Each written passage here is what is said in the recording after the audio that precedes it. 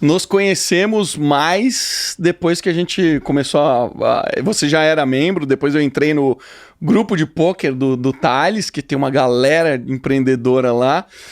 Conversamos, etc e tal. E aí depois que eu fui saber mais da sua história, etc e tal. Mas aquele é um ambiente, cara, que só tem gente de peso ali, né, cara? Pô, é muito legal, né? O Thales foi meu sócio. Aí depois a gente até conta um pouco dessa história, mas ele que trouxe o Easy de Easy Carros, e desde então a gente começou lá no poker juntos e fomos se conhecendo.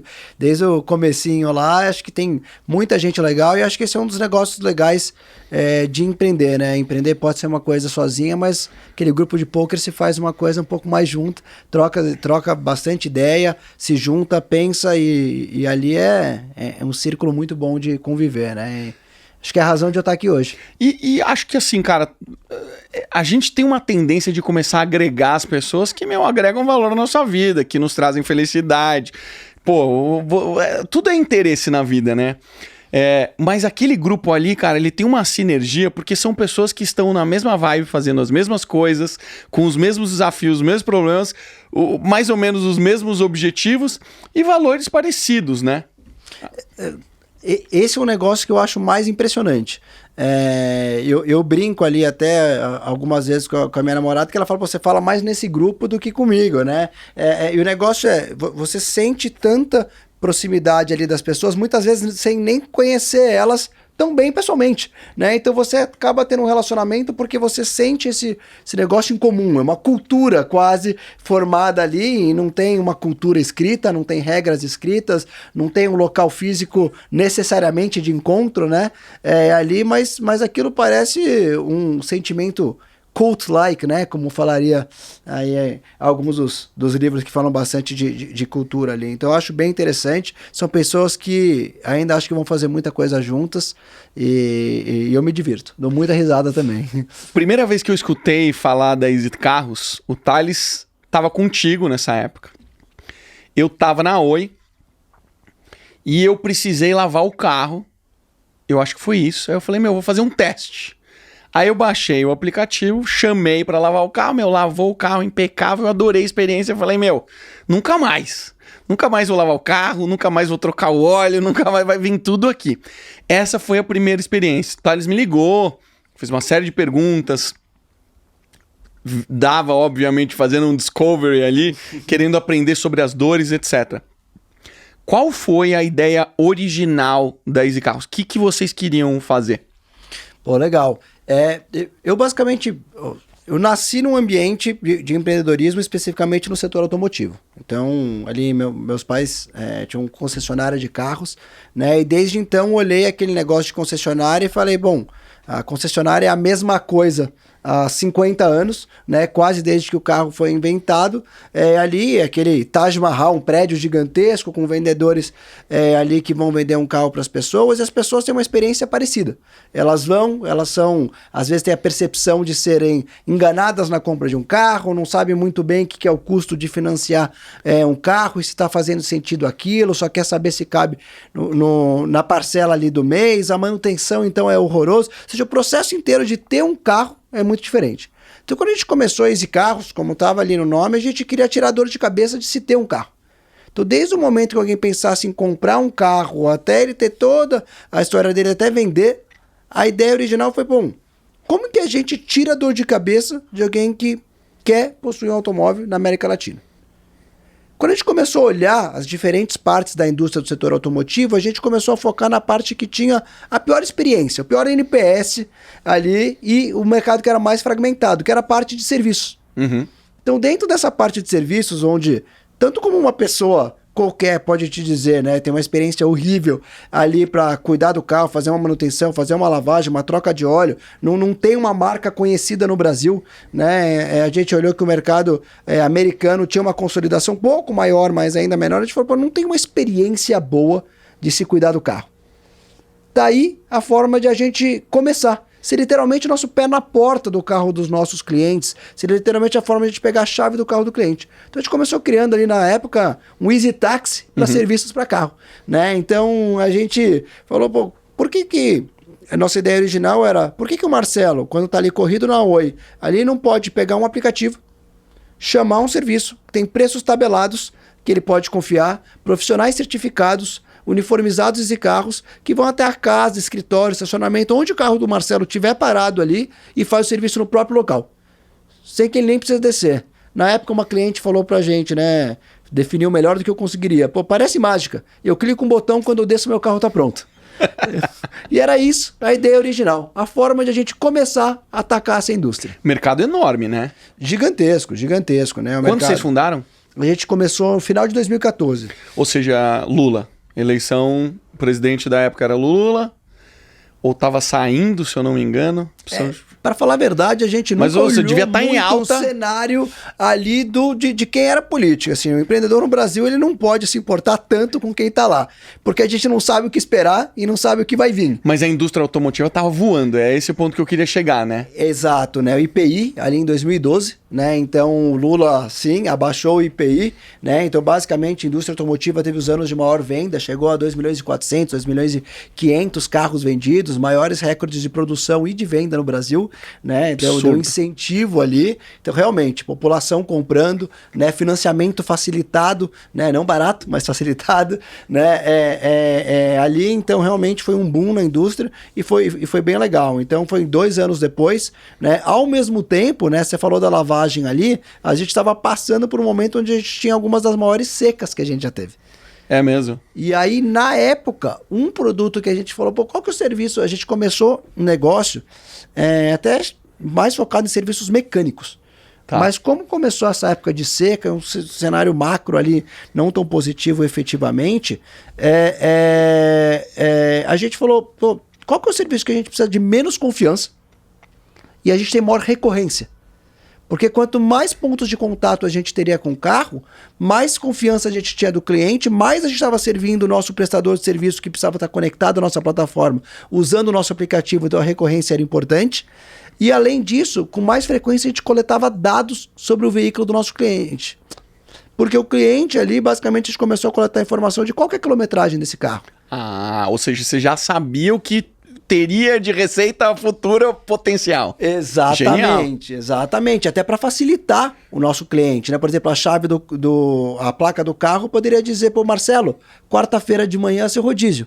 Você quer que eu vá lá no dia do seu rodízio? Uhum. Qual que é a quilometragem? O que tem de avaria? Como está o abastecimento? E assim por diante. Então a gente foi coletando esses dados e criando uma base de dados sobre o segmento automotivo que foi nos ajudando a criar, a escolher, a priorizar os nossos próximos passos lá dentro. Então isso foi sempre uma base de lógica, e a lavagem a seco na época ali foi uma forma de a gente aproveitar esse momento de seca, mais o boom dos carros que você falou ali, para a gente atacar um mercado ali que bom, estava crescendo, cresceu e a gente surfou essa onda. Como começou? Levantaram dinheiro do bolso, from scratch, bootstrap, o que vocês utilizaram de estratégia e qual que era o plano para conseguir os primeiros clientes? Pô, legal. Na verdade, a gente juntou alguns empreendedores saindo da Rocket, né? Da Rocket Internet, basicamente que estavam querendo criar uma Venture Builder. A gente criou uma Venture Builder na época aí, Genius, ali, né? O Thales estava lá, estavam alguns outros empreendedores que talvez já passaram por aqui, o Fábio Arruda, o Alexandre Liuzzi, né? Da Remessa Online, ali hoje em dia. Então, assim, vários outros empreendedores a gente juntou e criou uma Venture Builder. Dentro dessa Venture Builder, a gente tinha uma estrutura centralizada de pessoas, né, com alta senioridade que dedicavam tempo para algumas empresas, as quais a EasyCars foi a primeira empresa lá dentro. Então a gente tinha um dinheiro levantado na Venture Builder e na EasyCars a gente levantou uma rodada anjo, mas bem anjo, na época de 2014 ali, o Ricardo Agostinho, nosso primeiro investidor anjo ali, fez um aporte pequeno para a gente tocar. E de lá a gente tocou os primeiros 7 meses semi-bootstrapped ali, era assim, poucos R$1.000 ali que a gente tinha para tocar o negócio e muita mão na massa fazendo acontecer, crescer o negócio até a gente começar a ter um faturamento significante e levantar a nossa primeira rodada estruturada. Quais foram os desafios iniciais assim do negócio? Era fácil conseguir cliente? Era difícil? A margem Era factível para parar em pé o negócio? Como é que era a cara do negócio nesse primeiro momento? Acho que a grande dificuldade ali no começo foi a gente achar o que é chamado num produto, era um marketplace, né? Conectava pessoas que tinham carros com prestadores de serviço, era achar o marketplace liquidity, né? Liquidez, ou seja, a gente fazer com que os clientes que queriam serviços quisessem em horários específicos, em tipos de serviços específicos, no mesmo local que os nossos primeiros profissionais de serviços automotivos estavam. Porque se ele quisesse num horário, num tipo de serviço que não estava, era um problema. Mas se a gente tivesse muito profissional e chamasse pouco serviço, eles também desengajavam com a plataforma. Então, equilibrar isso no começo foi, acho que, a grande dificuldade. E aí, achar cada vez mais os canais de marketing que permitiam a gente a escalar ali o negócio, né? A gente começou testando completamente marketing online, mas as pessoas como você ali, que pode ser um early adopter de tecnologia, não estavam tão acostumados a pedir um serviço, ter a confiança que vai até a sua casa. Aí a gente começou a testar RH de empresas. Então a gente foi lá e falou, pô, o RH de empresa, se a gente tiver uma parceria com eles, talvez eles estejam incentivados, como muitas empresas no Vale do Silício, de trazer um benefício para os colaboradores deles e, como consequência, também fazendo com que ele precise sair menos tempo do escritório para perder tempo.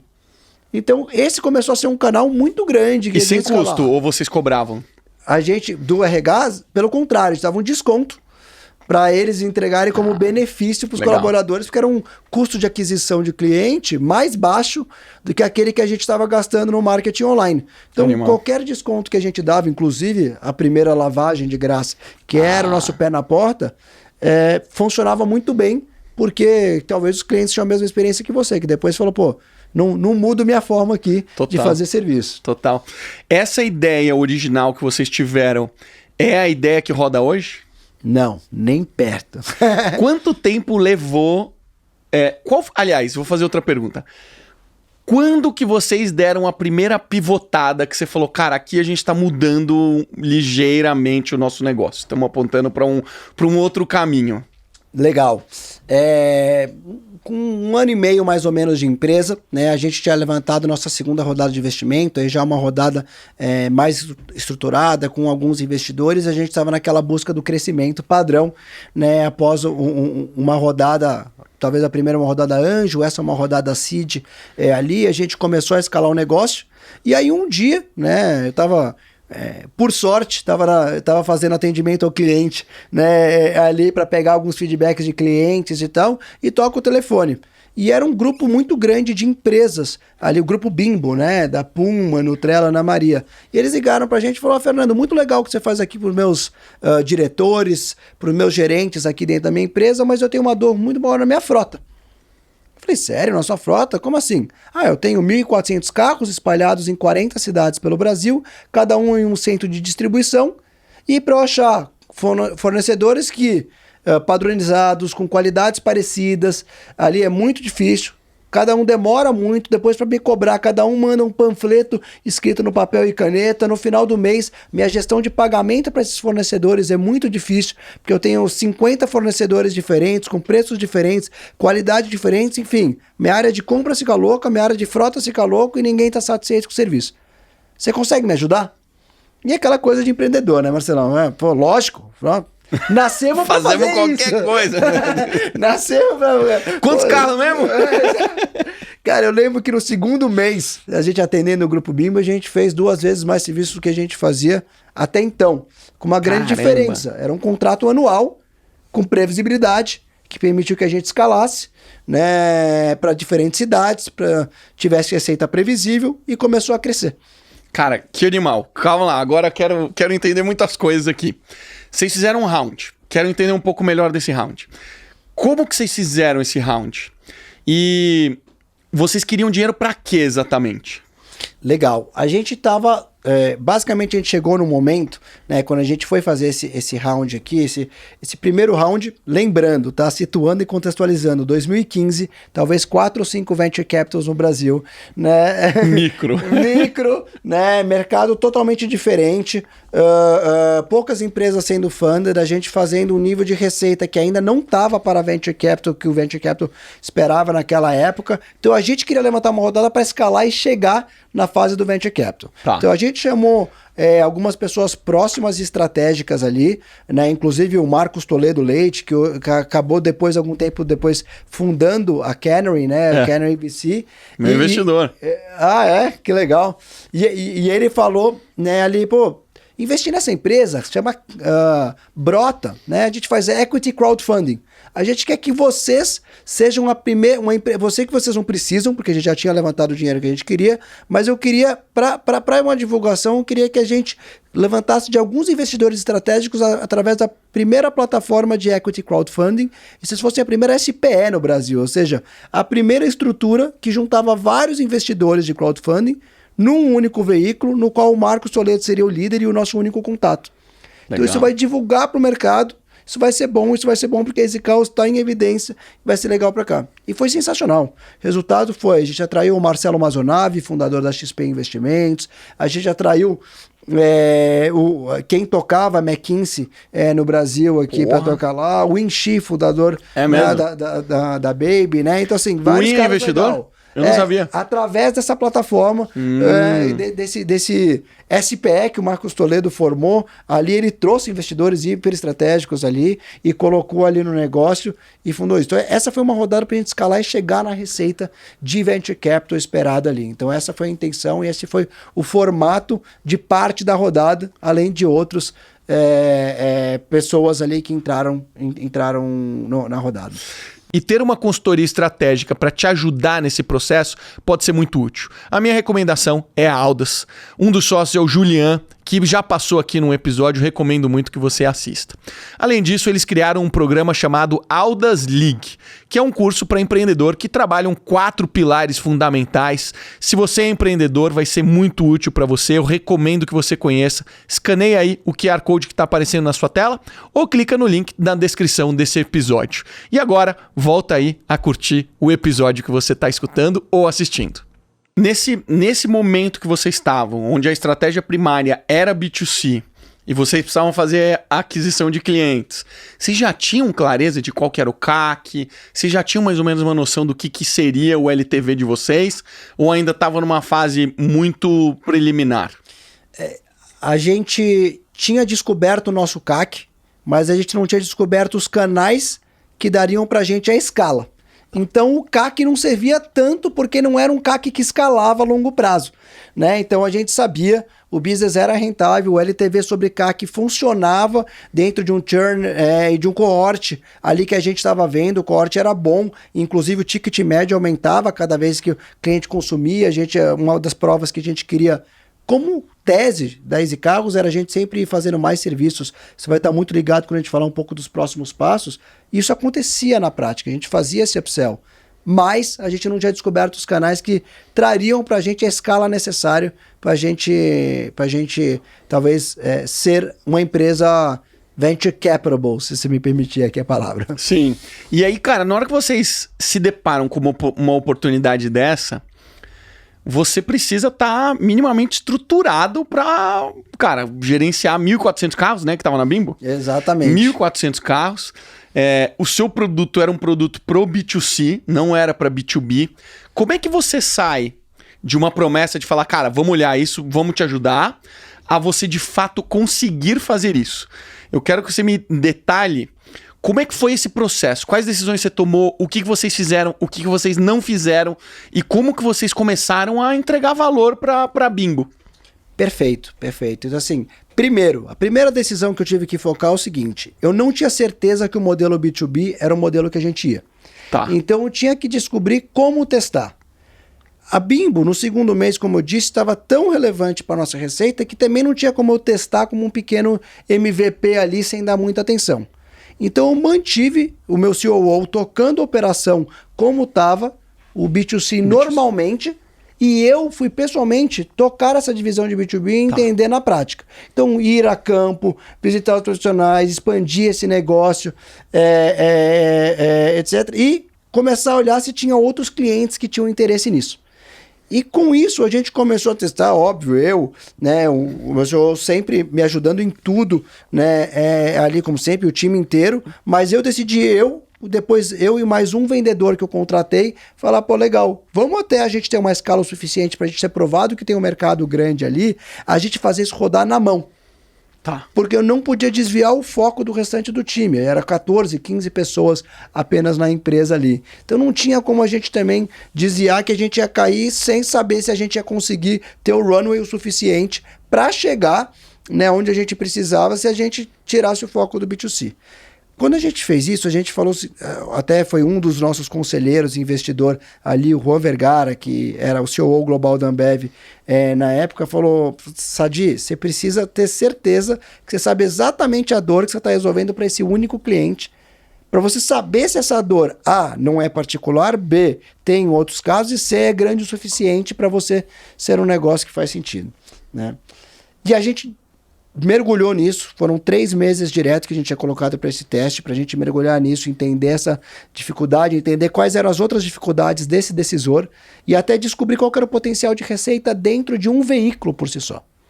Desde então, a nossa métrica virou número de veículos que a gente fazia gestão, porque a gente passou de fazer serviço para ter um aplicativo que a gente controlava toda a experiência, um software online que a gente dava para ele todos os dados, quais eram os carros, quantos serviços, onde estava a frota dele. Olha a loucura. E financeiro também. Quanto eu estou gastando, o que tem de manutenção. A gente começou a descobrir o seguinte, muitas vezes, por causa do serviço que a gente tinha feito no carro dele, em uma unidade das 45 unidades dele, era a única forma que ele sabia onde o carro dele estava. Nossa. Tinha carros que ficavam perdidos 30 dias até a gente começar a fazer o serviço. Não acredito. Então fazia mais sentido para ele, por exemplo, fazer um serviço, né, barato como uma lavagem em todos os carros dele do que qualquer outra coisa. Outra coisa, a gente começou a dizer para ele a quilometragem dos carros dele, que ele não tinha nenhum tipo de rastreamento, e ele começou a fazer uma manutenção preventiva no carro dele. Em vez de ele perder, às vezes, 80, 90 mil reais num motor fundido num caminhão, ele economizava com esse mesmo profissional fazendo um serviço de 50 reais e fazendo checklist digital gratuito em todo o serviço. Uhum. Então a gente começou a ver dores muito maiores ali com ele e começou a descobrir como que a gente conseguia expandir o nosso leque de serviços dentro dessa base de veículos em si. Mas deixa eu entender uma coisa. Quando você sai do B2C, você... Sai não, quando é que você começa a andar em paralelo com esses dois universos, você tinha diversos serviços lá dentro, né? Você tinha toda a parte de mecânica, de manutenção, de polimento, de lavagem, etc. Quando você vai para o B2B, o que de fato você entrega de proposta de valor? Você fala assim, cara, você tem um problema, eu te ajudo. O que você entregou? Foi exatamente a mesma coisa? Não. Na verdade, não. A nossa proposta de valor lá foi muito mais controle, informação e redução de custo operacional. Então, eu vou dar alguns exemplos aqui. Primeiro, mas não fazia manutenção, não fazia serviços. Não. Eu fazia, mas não era proposta de valor. Entendi. Através do meu serviço, somente, eu entregava propostas de valor que nada tinha que ver com a conveniência que eu te entreguei quando você chamou na Oi. Entendi. Por quê? Porque o controle que eu fazia, né, em serviços, com uma rede de talvez 80, 90 profissionais que faziam serviços lá para eles, né, com a emissão online, seria muito com uma emissão online, acompanhamento de custos, etc. Dava para ele um controle de custos que ele não tinha, dava para ele uma gestão de pagamentos que ele só tinha que me pagar, e eu fazia o split de pagamento para todo mundo a nível nacional. Legal. E dava para ele também uma capacidade de visualizar dados dos carros dele, porque toda vez que a gente fazia o serviço, aquele mesmo checklist que a gente fazia no B2C, a gente fazia para os 1.400 carros dele. Ele começou a ter uma digitalização da frota dele, sem com que a gente adicionasse necessariamente muitas funcionalidades. Uhum. Então, é engraçado, né? O mesmo serviço, propostas de valores muito diferentes. E dentro desse negócio de controle, produtização, digitalização da frota, que a gente foi descobrindo que tinha um leque de opções que esse mesmo decisor fazia. Só uma curiosidade, não sei se você sabe, mas na grande maioria das multinacionais, empresas como a Bim, Ambev, Duratex, Danone, estou falando todas essas empresas que a gente atendeu ao longo da vida. Tá. A frota é o segundo maior custo da empresa. Só perde para pessoas. Uau, eu não sabia disso. A minha mulher é da indústria farmacêutica e até hoje eu acho uma loucura que, pô, boa parte das pessoas tem carro. Deve ser um negócio significativo, né? Significativo. E ainda, a farmacêutica, ela dá carros com altos benefícios para os colaboradores dela, até uma forma de ela atrair e reter, né? Verdade. Os comerciais. Ainda as empresas que a gente atendia eram muitas que a distribuição era super importante. Olha isso, a Bimbo, por exemplo, no Brasil, fazia pouco marketing. O marketing dela são os carros da Bimbo. Então a lavagem para ela, na verdade, parte do budget começou a ser interessante para o diretor de marketing. Na PepsiCo, o diretor de vendas foi super importante, ele saber onde estavam os caminhões deles, porque aquela era a forma de ele circular ali dentro. Então, tem valores agregados que você vai descobrindo em cima do seu produto que você nem imagina, né? Mas enfim, então a gente descobriu ao longo do tempo bastante coisa ali. Ó, todo mundo no time tá sabendo que a empresa é B2C, que a gente tem um aplicativo. E aí, de repente, você começa a testar um novo canal que é B2B. E você percebe que esse negócio é bom. E você fala, vamos começar a focar nisso. Como é que você transiciona uma parte da energia que está 100% focada no B2C e começa a direcionar também para o B2B? E como que é a sua tomada de decisão para isso? Porque uma coisa que eu sempre digo no mundo de negócio, cara, que não é preto no branco. Se fosse preto no branco, a gente falava, não, isso aqui é preto, cara, é preto. Não, isso aqui é branco. Não é. Então, a decisão que você deve ter se deparado ali naquele momento é, será que é bom? Não é? Será que a gente direciona 10%, 20% do time inteiro, mata um negócio que talvez não seja tão bom assim, B2B a gente vai crescer mais rápido? Como é que foi seu processo decisório e a migração do time para isso? Eu vou começar pelo final. Eu acho que eu errei.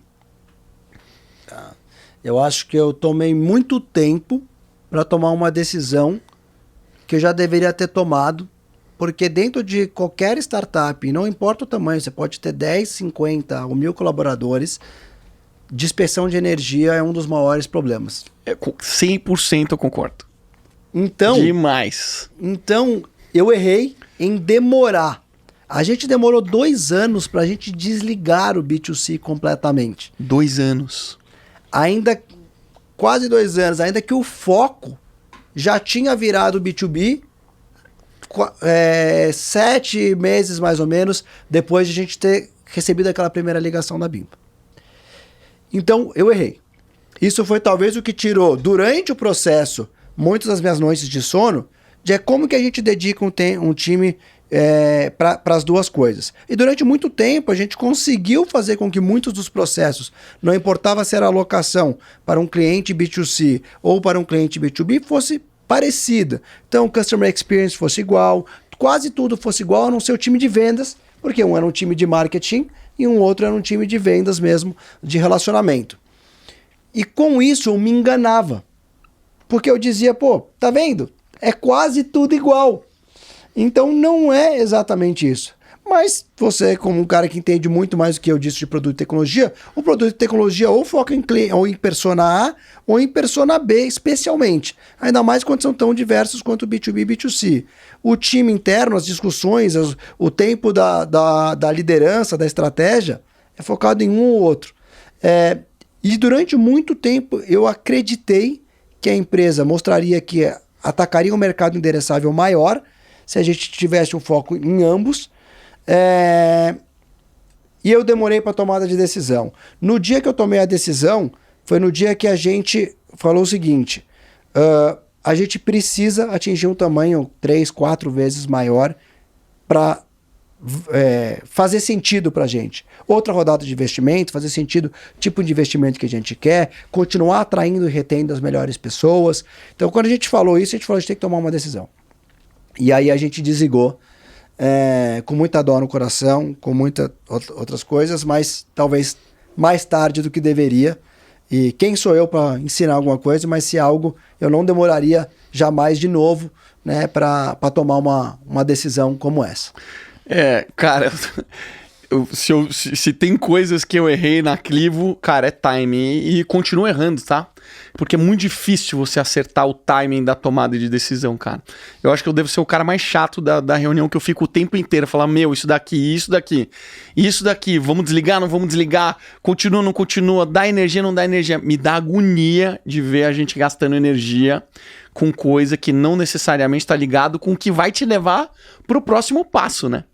Isso dói demais. Então, cara, se te conforta, eu acho que, cara, todo mundo comete esse erro, né? Porque é muito difícil se acertar com precisão. Aí, cara, vocês, quando tomam essa decisão, como é que estava a proporção de receita no B2C versus B2B? 80-20. Uau, tava bem significativo. Tava 80-20. E aí, por isso que eu falei, pô, eu vou parar de ser teimoso, né? Porque já tava relevante ali, 75-25, 80-20, dependia do mês ali. Porque o B2B era previsível, o B2C não, mas tinha meses que o B2C performava muito mais. Mas o interessante, o porquê da decisão B2B não veio por causa da receita. Não? Não. Foi porque a gente efetivamente foi entender quem que eram os nossos clientes. Deixa eu te contar como foi isso. Basicamente, nesse momento, a gente estava atendendo mais ou menos 80 mil carros ali, tá? 70 mil carros, na verdade.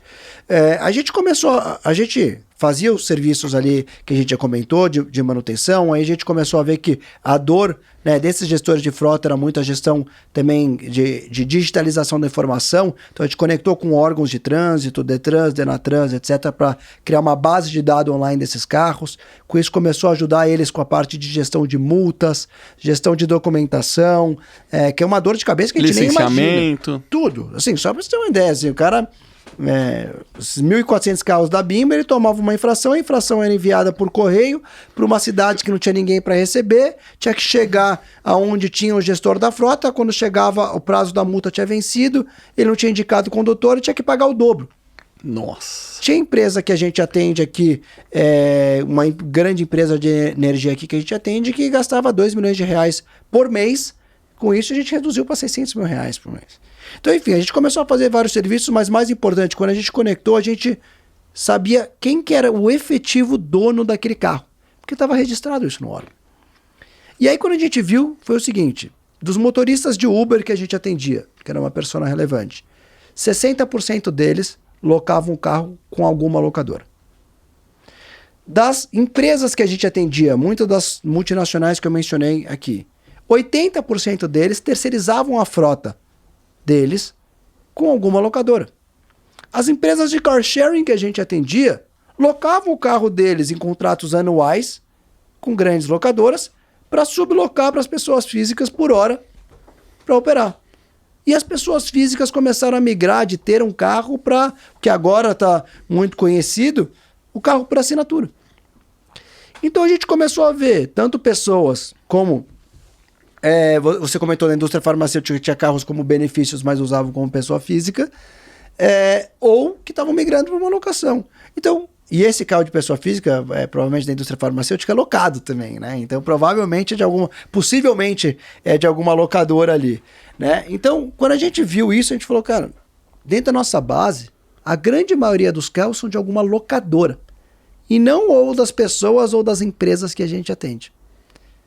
Então, quando a gente começou a olhar isso, começou a olhar as tendências globais aonde o mercado de mobilidade estava indo, começou a ver que cada vez mais as pessoas querem menos ter, querem mais usar. Isso é uma tendência global em vários segmentos, mas que também no segmento de mobilidade, todos os principais modelos de negócio estavam indo para locação, inclusive muitas montadoras de carros aqui no Brasil abrindo suas próprias locadoras. A gente falou, pô, o grande player de todos esses que a gente deveria focar, né, depois de muito tempo tendo pesadelos de não focar, quem desses players que a gente deveria focar são as locadoras. Especialmente quem estava focando em carro por assinatura ou tanto faz? A gente falou o seguinte, eu poderia focar nesses clientes na ponta. Car sharing, carro por assinatura, terceirização de frota, etc. Tal, mas no fundo, todos esses são os mesmos players. E esses mesmos players que são locadoras, eles normalmente operam em vários segmentos. Tá. Então ele opera no carro por assinatura, opera na terceirização de frota, opera no rent-a-car, opera em tudo. Assim, Marcelo, se eu te perguntar, quem que você conhece que é uma locadora? Cara, 60 Hertz, dólar lá. E, cara, você não mencionou nem nenhuma brasileira que é conhecida, tá vendo? Assim, aqui no Brasil, Localiza, Localiza, Movida, Movida, Unidas. esses são os 3 players, né? Agora Unidas e Localiza se fundiram, mas o que a gente olhou quando a gente falou, pô, as locadoras vão ser o grande player? Aí a gente olhou e falou o seguinte, pô, Localiza, Movida e Unidas são 3 players públicos. A Localiza é uma empresa que vale 50 bi, tem 1,5 bi de lucro líquido por trimestre, é uma baita empresa rentável, marca, muita gente conhece porque está nos aeroportos, então não sei o quê. As 3 grandes locadoras, elas tinham na época 30% do mercado, hoje tem 36% do mercado, só. Caramba, cara. Ou seja, 60 e poucos por cento do mercado está na mão de pequenas e médias locadoras.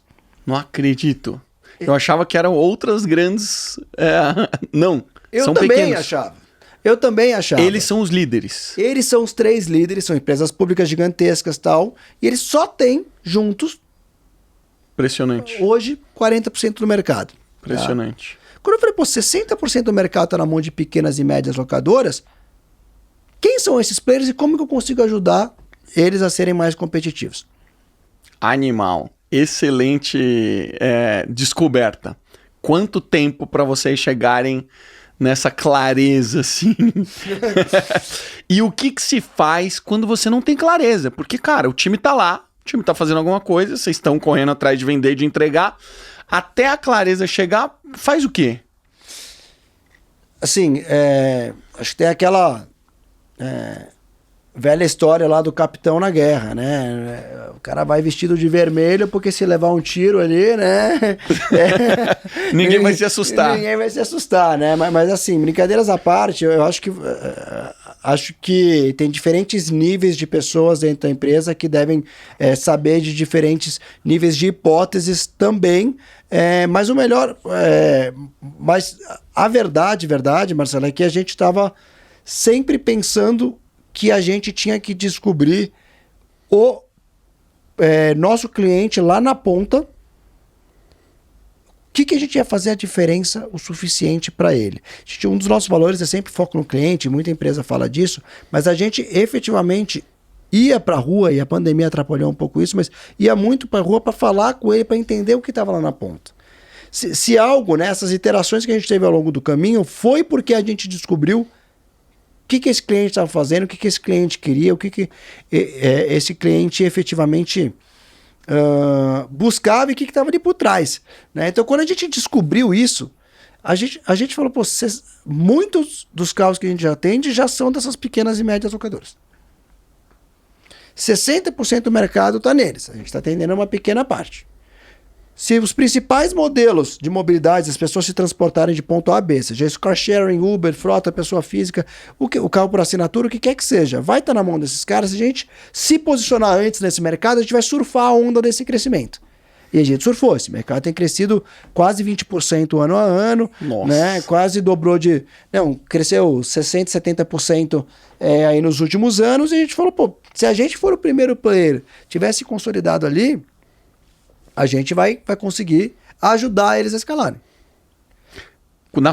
Você tinha esse número de quantos carros tinha o Ditan? Qual o tamanho do mercado naquela época em número de carros? Você tinha isso? Cara, um dos nossos sócios ali, que é do mercado financeiro, falou, cara, já olhou os dados, os relatórios financeiros da Localiza? São um dos melhores do mercado, eles são reconhecidos tal como serem muito bons. E ali abriu meus olhos. Né? Acho que uma dica ali é pegar, inclusive, relatórios de empresas do seu segmento, porque o objetivo deles para os investidores é mostrar qual que é o total addressable market. Ele já faz o trabalho para você. Ele faz o trabalho para você, né? Então, assim, obviamente se desdobra depois em várias pesquisas, mas como ponto de partida, ele falou qual que era o mercado endereçável, ele mostrou que, por exemplo, no mercado de terceirização de frotas, na Europa, 60% das empresas terceirizam, né, 40% dependendo do país, 35% dependendo do país, e no Brasil, 10% só. Então, potencial de crescimento gigantesco. Ele mostrou que a penetração de rent-a-car no Brasil é muito menor do que lá fora. Mostrou também que a consolidação nos mercados americanos e europeus são na Europa, os 5 maiores players têm 97% do mercado, nos Estados Unidos, os 4 maiores têm 98% do mercado, que aqui no Brasil só tem 35%.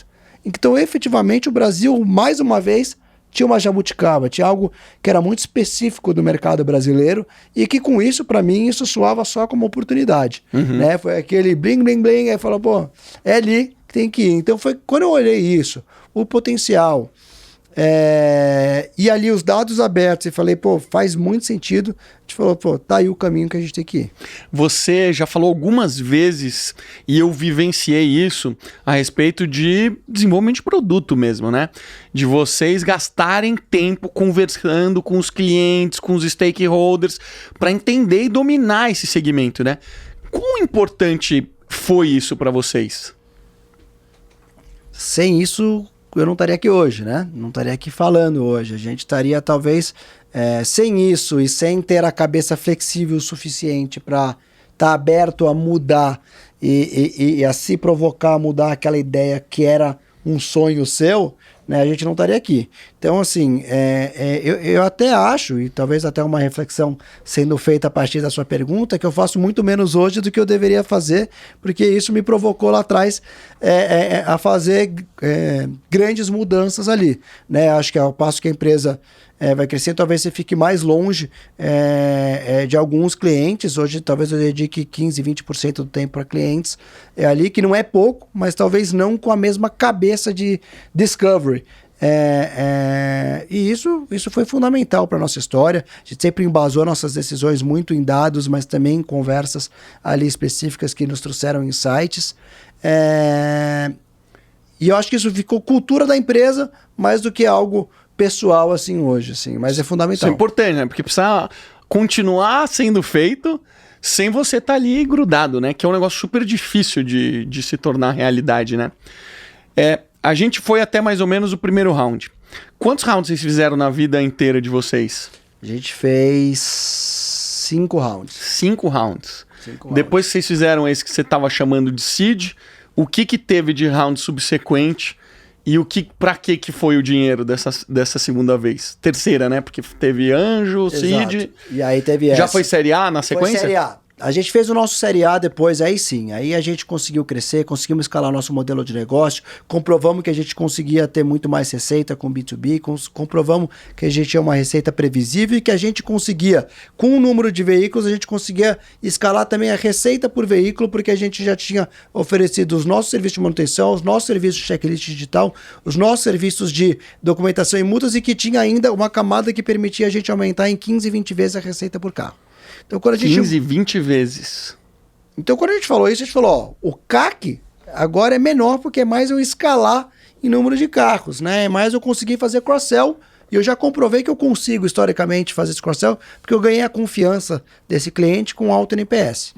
E aí a gente levantou uma rodada super legal, liderada ali pela Yellow Ventures, né? Yellow Ventures que investiu na gente, na Buzzer, Neon, Livap e algumas outras empresas, que é do Patrick Sigrist, fundador do iFood, ali. Então, junto com um fundo americano chamado GWC, que tem alguns investidores ali super renomados ali por trás, como principais LPs lá, entre outros investidores aqui estratégicos. Entrou, eu já ouvi você falando em outros episódios do César da Gympass, o Vinícius da Gympass, ali que o cofundador dele, né? CTO o Vinícius foi dele. O CTO, né? Exatamente. Investiu na gente nessa rodada, entre algumas outras pessoas aí super legais que acabaram entrando ao longo do tempo. Carlos Moreira, fundador do Esporte Interativo, investiu na gente. Ele também estudou, a gente se conectou porque ele era alumni da Babson também, faculdade que eu estudei. Então, enfim, tem algumas pessoas ali, mas liderados por esses fundos de Venture Capital, junto com a Eclipse Ventures também, que acabou investindo nessa rodada. Nessa fase que você estava fazendo Série A, como é que foi, assim? Foi uma conversa mais fluida do que vocês estavam tendo, né? Porque você falou, puta, cara, não foi fácil, tinha pouco fundo quando a gente foi fazer o seed, etc. Pô, vocês rodaram bem, evoluíram a empresa, aprenderam pra caramba. Como é que ficou o tom da conversa nesse fundraising? Os investidores gostavam muito do aprendizado, da persistência, da cabeça de querer mudar e querer moldar para o cliente, e acho que isso foi muito positivo, inclusive com os fundos que a gente tinha conversado em rodadas anteriores e tinha falado, gostamos muito do time, gostamos muito do mercado, mas ainda não achamos que você achou o produto. Então ali a gente já teve mais escolha, né? Então a gente conseguiu já direcionar um pouco, conseguiu ali escolher algumas coisas. Eu particularmente me conectei muito com o Patrick Sigrid, fundador do iFood, que é um cara que fala super a real, tá sempre super próximo. Hoje mesmo mandei uma mensagem para ele, 2 minutos depois ele já me responde, me manda um áudio. Então é um cara que já passou por o que a gente viveu, né? Criando um dos maiores cases de sucesso aqui, e é um cara que eu sabia que ter ao lado ia ser super importante, super interessante, enfim, então acho que foi diferente essa conversa e a gente tinha um case ali para seguir adiante mais claro ali. Quando você começou a pisar no acelerador do B2B, o ciclo de vendas assustou vocês? Porque B2C é um negócio, cara, muito mais frenético, né? B2B é uma cadência diferente, toma tempo, tem burocracia. O que vocês sentiram de diferença trocando de canal e indo para um canal onde as coisas são... E empresas grandes, né? É outra cabeça, né? É outro momento. A gente passou por 2 coisas. O primeiro é o seguinte, os primeiros clientes foram muito rápido de a gente conseguir.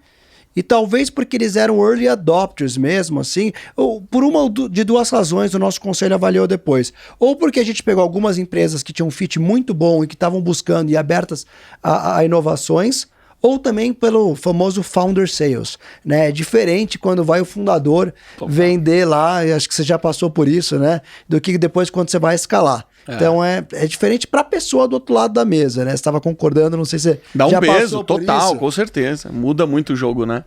Que é um problema, né? Você não pode validar um modelo só com isso. E aí depois começou a aumentar muito o ciclo de venda. E aí a gente começou a ver isso na prática. A gente começou a falar, pô, legal, até quando que vai isso? E por isso também foi uma forma de a gente acelerar ainda mais o cross-sell. Porque eu falei, pô, se a dificuldade é a gente entrar, convencer a área de compras a contratar uma startup numa multinacional que paga tanto, com ciclo de venda longo, que quer comprovante, então, por que em vez de a gente não quadriplicar o número de clientes, a gente não quadriplica a receita que a gente tem dentro desses clientes? Aumentar o ARPU, né? Exatamente, né? Acho que a gente talvez olha o ARPC, né? O Average Revenue per Car. Talvez ali, mas é exatamente isso. Vamos aumentar o ARPU, que é também a receita dentro daquele cliente, que é o que você está falando, né? Brincadeiras à parte aqui. Então, acho que é exatamente isso. Cara, e aí, nesse momento, como é que fica o canal de aquisição, assim? Como é que... Porque você citou que o mercado, ele tá basicamente concentrado em pequenas empresas, né? Essas empresas estão espalhadas aí pelo Brasil. Como é que você cria um canal de aquisição em B2B para essas pequenas empresas? Primeiro, a gente já atendia uma parte delas indiretamente. Então, esse foi o primeiro approach. Olha, já estou atendendo X carros seus. E ele nem sabia. Expandir. Ele não sabia. Estava atendendo o cliente do cliente, né? O cliente da locadora em si. Então ele não sabia. Então essa foi uma forma ali de a gente bater na porta de algumas pessoas, surpreendê-las e falar, pô, então se você já está lá, eu quero atender melhor o meu cliente, se o meu cliente está satisfeito, tá aqui o NPS dele. A gente batia na porta com o nosso NPS do cliente dele e falou, pô, você não quer levar esse NPS para os seus outros clientes? Puf, começamos a expandir isso, né? O segundo foi o seguinte, eu vou dar um passo para trás para dar um para frente, pode ser? Lógico, vamos embora. Quando a gente olhou o mercado de locadora e falou, legal, tem mais ou menos 10 mil players espalhados pelo Brasil, qual que é a grande diferença da Localiza, da Movida e da Unidas? 4 diferenças que eles têm para uma pequena e uma média. Primeiro, eles compram um carro muito mais barato. Eles negociam volumes muito grandes e tem 30% de desconto na média na compra de carro. Absurdo. Mas são contratos absurdos, assim? Contrato de 5 anos, 10 anos? A Localiza é a maior... Não, a Localiza, ela compra carro, por exemplo, da Volkswagen ou da Fiat, ela é a maior compradora de carros do Brasil. Então ela negocia em volume e pré-pandemia tinha 25%, 30% de desconto na compra de um carro. Ela, em vez de bater na porta de um banco, do Itaú, do Santander, ela emite debênture público. E ela tem um rating muito bom. Então ela paga um custo de capital, um custo de financiamento do carro dela muito baixo e com muita flexibilidade. Ela opera super bem. Então toda essa parte de manutenção que a gente estava falando, de gestão de documentação e multas, de atendimento ao cliente também, ela tem uma estrutura muito grande, né, centralizada, tem 200 pessoas no call center, mas quando você amortiza isso em 300 mil carros, o custo por carro é muito baixo. Então, ela é muito eficiente operacionalmente. E o mais interessante, ela vende o carro por mais caro do que ela comprou. Não, a Localiza é um case, assim, genial, né? Genial, é genial, né? Genial. Então, assim, compra bem, financia bem, opera bem, vende bem. Puf, 4 pontos. A gente falou, bom, a gente já tá... E ganha dinheiro em todos. Em todos. Então, a gente falou, bom, a gente já tá ajudando ela na operação. Né? As locadoras pequenas e médias na operação. Como que a gente ajuda nos outros? Escala. Como que a gente cresce? Canal de aquisição, você estava falando. A gente começou a entrar nessas indústrias e ver, pô, quem que tem nesse mercado? A gente viu que muitas dessas empresas usavam pequenos softwares de gestão locais. Que eram seus, entre aspas, concorrentes. Entre aspas, pequenos concorrentes. Exato. Eles eram RPs ali mais pro lado financeiro, gestão da empresa, do que a gente, que era mais gestão da operação. Mas a gente fazia uma partezinha deles e eles faziam uma partezinha nossa. Tá. Por isso que perfeito. Entre aspas, concorrentes. E a gente começou a ser provocado por alguns dessas locadoras. Falou, pô, por que você não integra com esse? Por que você não integra com aquele? E a gente começou a conhecer mais essa indústria. Quando a gente viu, tinha um que recorrentemente era pedido pra gente integrar. A gente começou a mergulhar nesse cara, começou a conversar com ele, um empreendedor super legal, um cara super à frente do negócio, estava há 20 anos dentro de uma empresa, Uau. Tinha conquistado uma parcela grande do mercado, mas era um cara com uma formação mais técnica, menos de negócio. Tá. Então não era um business que ia super bem em termos de receita. E a gente falou, pô, se a gente vai atrás desse mercado, tá claro, nosso foco já está decidido, tal... Será que não tem uma coisa pra gente fazer junto? E aí a gente acabou comprando esse software. Ah, legal. Você comprou o software. O software. Você não comprou a empresa dele. Não. Não comprou os clientes. A gente comprou o software e a base de clientes, tá? E o sócio veio ser o nosso head de receita. Ah, então o cara fechou a empresa. Ele continuou atendendo customização dentro desse e outros softwares para locadoras. Puta, sensacional. Então a gente falou... Quantos clientes ele tinha, mais ou menos, nessa época? Ele deveria ter em torno de 150 clientes ali, já era uma base grande ali. E juntos a gente virou muito relevante. Né? Então, pô, olhando 2 anos para frente, hoje a gente tem 200 mil carros sob gestão. Uau. Então a gente tem o mesmo número de carros que uma Movida, o mesmo número de carros do que uma Unidas, e a gente consegue começar a providenciar a escala, a tecnologia, o know-how e a eficiência que as grandes têm, levando isso para as pequenas e médias. E esse software é um ERP mesmo, focado em locadoras. Esse software é um ERP, um TOTUS, um Lynx ali para locadoras. Para locadoras. Então é focado nesse mercado de pequenas e médias locadoras, tá? Onde a gente, através disso, a gente sabe toda a informação, desde da locadora, quanto que ela compra um carro, por quanto que ela compra, de quem que ela compra, quanto que ela está financiando, qual que é o custo disso, qual que é a operação, quanto que ela vende esse carro. Então também nos permitiu, naquela linha de a gente coletar os dados, lá atrás, quando você falou, pô, a lavagem, a gente vai com frequência, coleta dados do carro, foi isso. Tinha tudo lá. Pô, e muito com mais. Anabolizante, entendeu? Cara, eu fiquei impressionado porque quando você falou assim, é um RP para empresas que fazem aluguel de carro, eu falei, cara, eu preciso construir produtos que eu me permita cobrar isso. Então é quilometragem, é o tanque que vai estar vazio, é o tanque que vai estar caro. Então são muitos produtos dentro desse universo.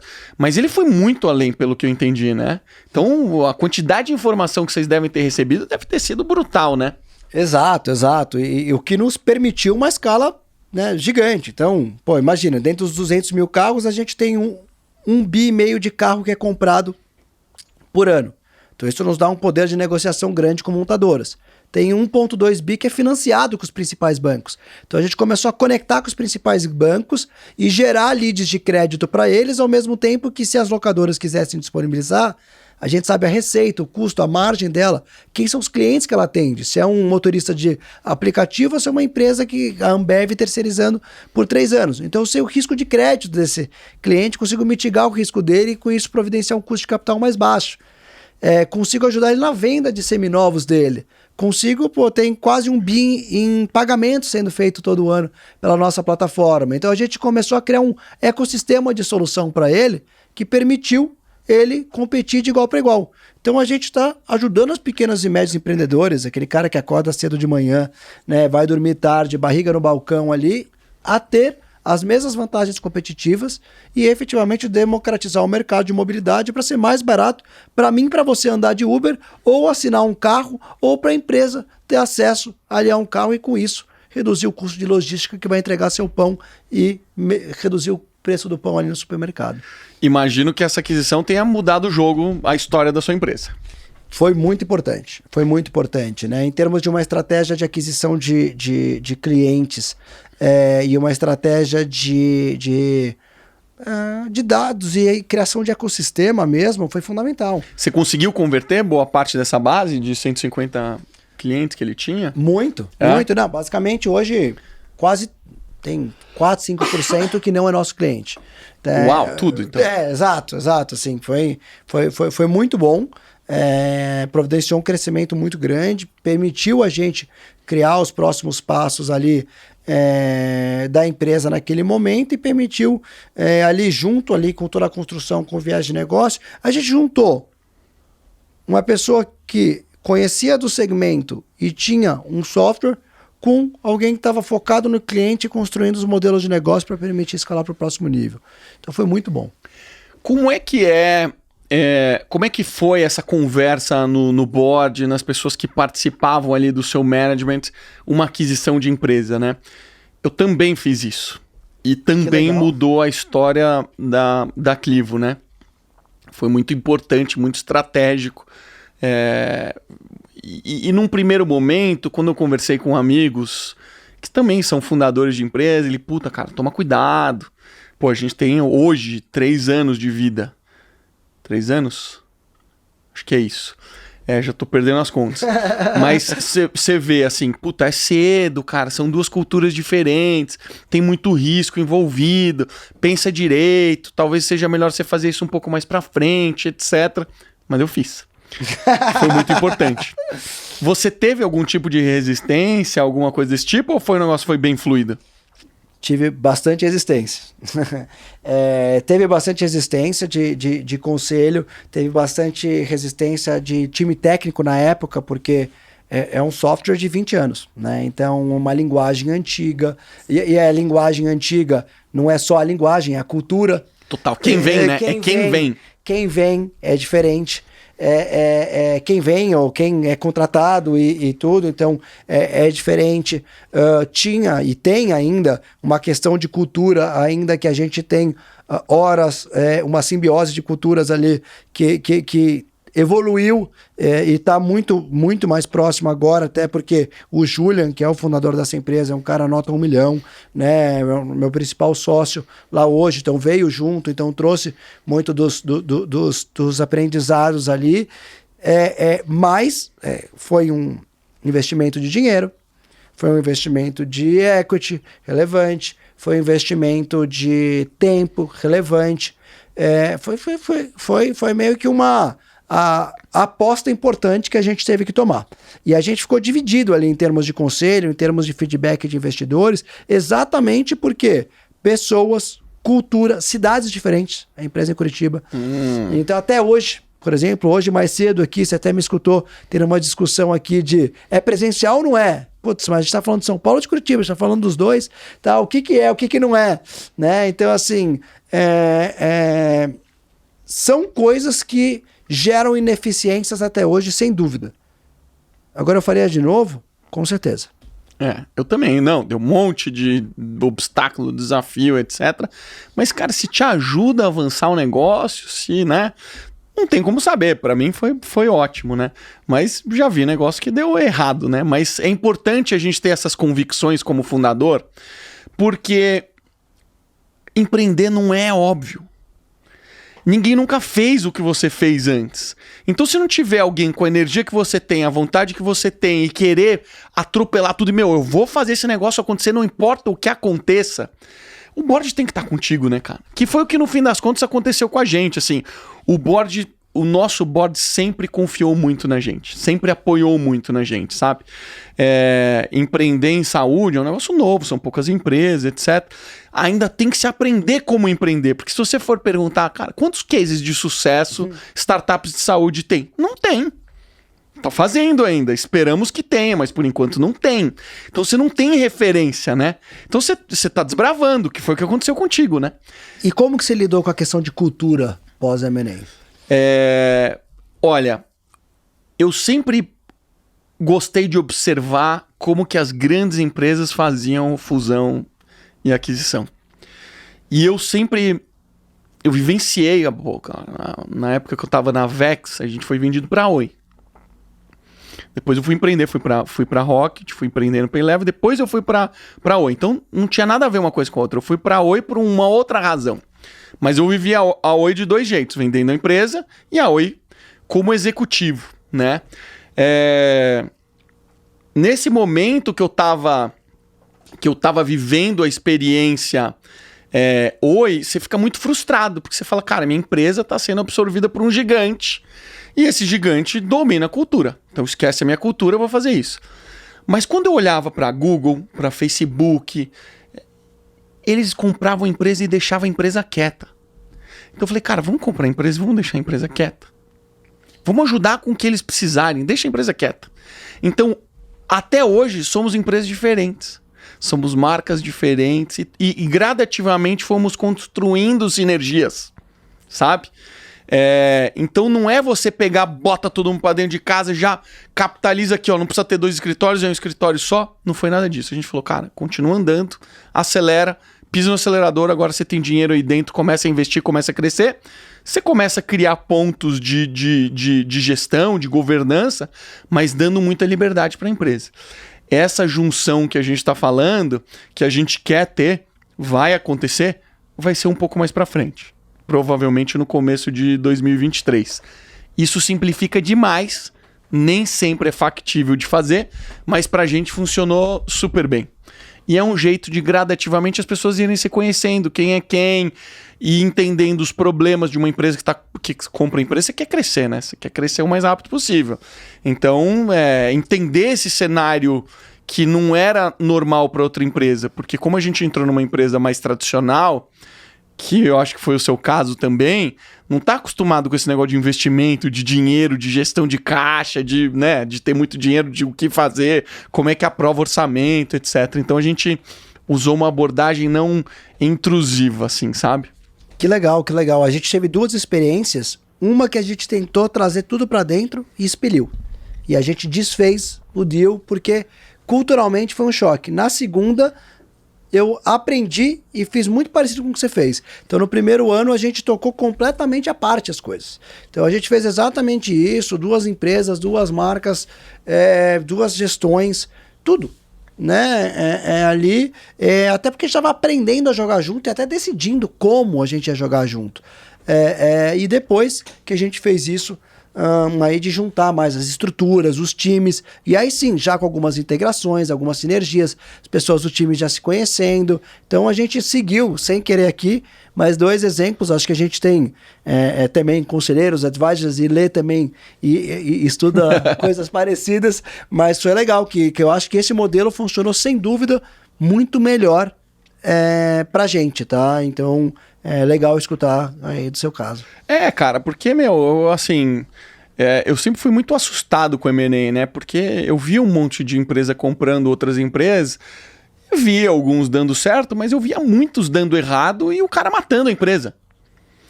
Por exemplo, a Oi matou a minha empresa. Por quê? Porque virou um negócio super pequeno lá dentro. A Oi naquela época era uma empresa de muitos bilhões de faturamento. Então, na hora que você tem um negócio que é pequenininho... Cara, eu tinha uma unidade dentro da Oi que era 1 bilhão, o pessoal cagava pra 1 bilhão. Com 50% de EBITDA, hein? Nossa. Negócio maravilhoso. 500 milhões de reais no caixa. Nossa. Todos os anos. Negócio maravilhoso. Mas cagava, porque era pequeno versus o todo. E a Vex era menor ainda do que isso, sabe?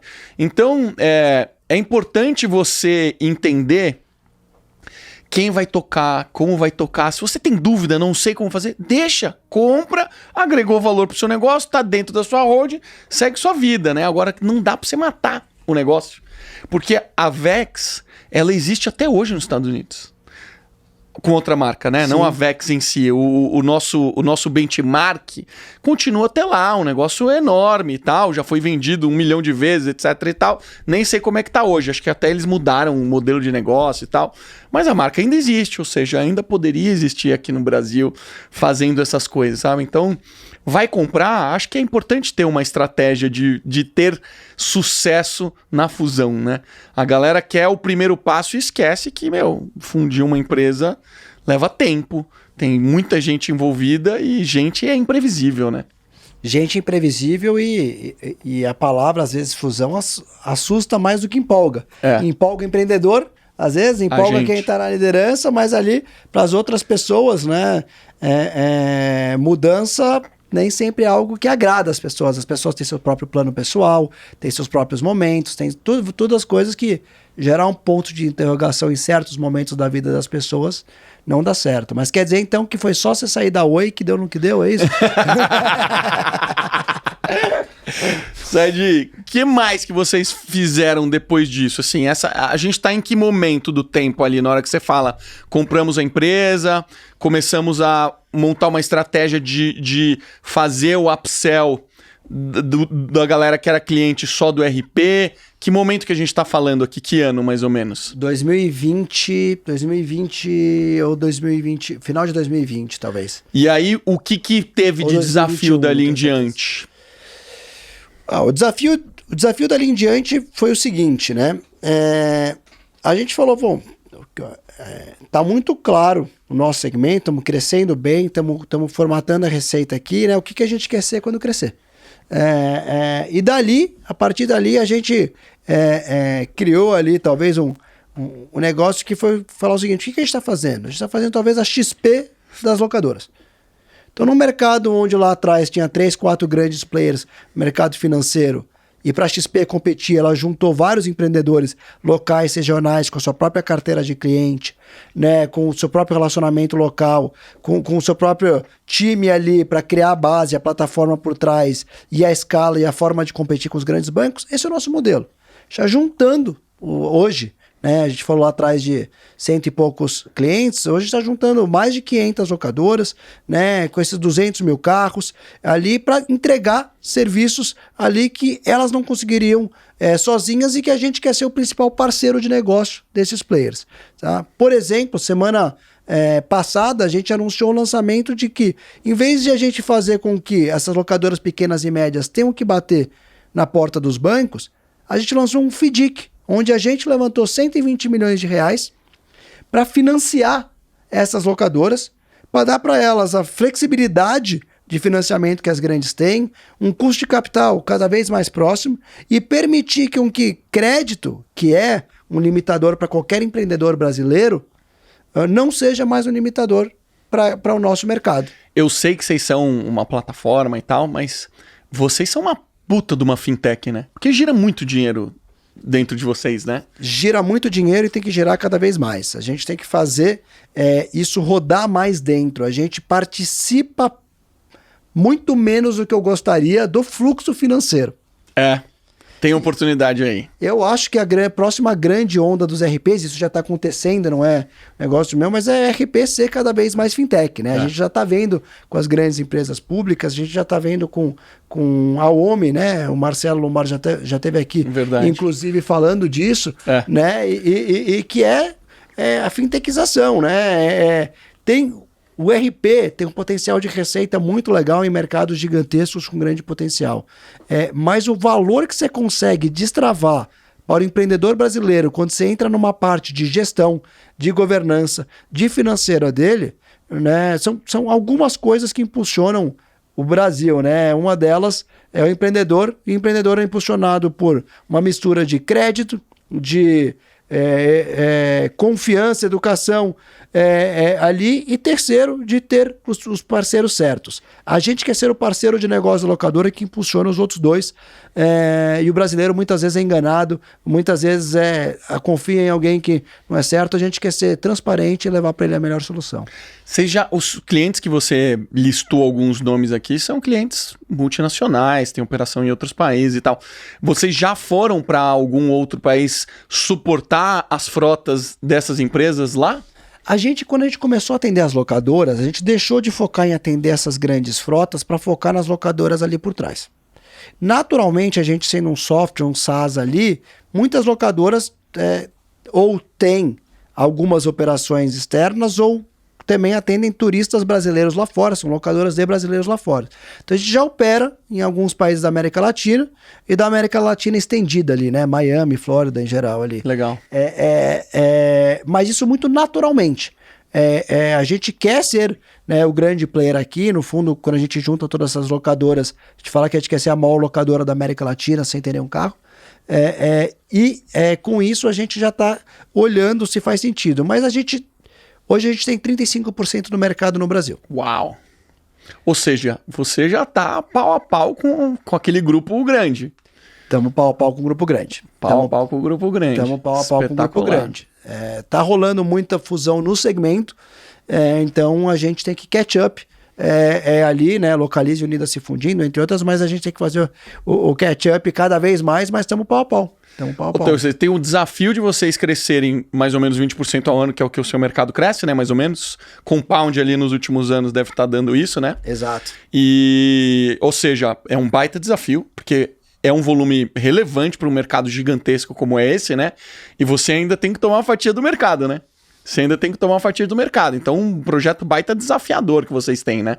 O que você está imaginando que são vocês daqui a alguns anos? Qual que é o sonho grande de vocês? Legal. O nosso sonho grande, basicamente, é o seguinte. Que a gente consiga juntar o maior número de empreendedores possível, para não importa aonde quer que você esteja. Você seja o Marcelo indo passar as férias em Salvador, na Bahia, né? Ou sendo o dono de uma empresa que está indo terceirizar uma frota, ou um motorista de Uber pegando um carro em qualquer lugar, que você tenha acesso a todas essas empresas dentro de um único lugar, um único aplicativo, uma única plataforma, que esteja conectado o maior número de carros no Brasil, embaixo de uma única marca, com uma única plataforma. Então a gente entende que as marcas locais são importantes. Eu volto, por exemplo, da XP, né? Eu sou atendido hoje ali pela Porto Fino Investimentos. Mas é o Porto Fino usando a plataforma da XP. Né? Ou seja, dentro dessa plataforma aqui, como que eu consigo ter mais acesso, ter mais capacidade ali de entregar uma mobilidade mais acessível para 100 milhões de brasileiros. É isso que a gente está fazendo. Parabéns, velho. Muito legal. Sadi, queria te agradecer por você ter vindo até aqui. A gente já tinha marcado um tempão, tem, sei lá, 1 mês e meio que a gente marcou. Eu tive que pedir para remarcar, né? Eu também. Você também, né? Puta, cara, mas que bom que deu certo. Muito feliz de ter podido estar aqui com você, contar a sua história, que sou fãzaço, adoro demais. E acho que você é uma referência para muitas pessoas que ainda querem empreender, porque eu sei que o começo foi duro e você conseguiu passar por toda esse desafio do empreender, persistir, acreditar e tá aí, cara, colhendo resultado num negócio incrível que atingiu um patamar de presença no mercado muito significativo. Então, cara, obrigado. Obrigado você, obrigado pelo convite. Eu que sou seu fã, acho que você bateu numa tecla que é importantíssimo para empreendedores em qualquer lugar, mas especialmente no Brasil, que muitos dos meus sócios ali já comentaram, o Alexandre Liuzzi, o Thales, falaram, sua resiliência, né? Sua resiliência é o que fez chegar ali, e eu acho que o empreendedor no Brasil tem que ser mais resiliente do que qualquer outra característica ali. E, de novo, agradeço muito, obrigado por tudo aqui e conta comigo sempre que precisar. Valeu, meu irmão. Você que ficou aí até o final, não esquece, deixa seu like, bota uma pergunta aí pro Sadi que eu vou mandar para ele responder. Um beijo para você e até a próxima semana.